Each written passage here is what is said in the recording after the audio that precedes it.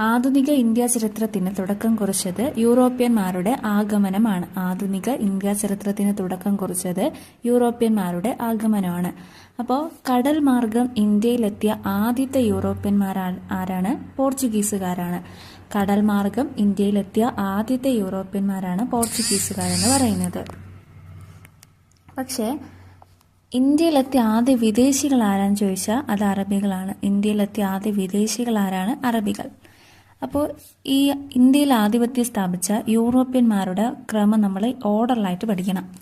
ആദ്യം വരുന്നത് നമ്മൾ പറഞ്ഞു പോർച്ചുഗീസുകാർ, രണ്ടാമത് വന്നത് ഡച്ചുകാരാണ്, മൂന്നാമതാണ് ബ്രിട്ടീഷുകാർ, അടുത്തത് ഫ്രഞ്ചുകാർ. അപ്പോൾ പോർച്ചുഗീസുകാർ, ഡച്ചുകാർ, ബ്രിട്ടീഷുകാർ, ഫ്രഞ്ചുകാർ. അപ്പോൾ ഇത് ഓർത്തിരിക്കാൻ വേണ്ടി നമ്മൾ എപ്പോഴും കേട്ടിട്ടുള്ളൊരു കോഡാണ് ഇത്. ഇതിൻ്റെയൊക്കെ ആദ്യത്തെ അക്ഷരങ്ങൾ കൂട്ടിച്ചേർത്ത് പോഡ ബീഫെ എന്ന് പറയുന്നത്. പോഡ ബീഫെ.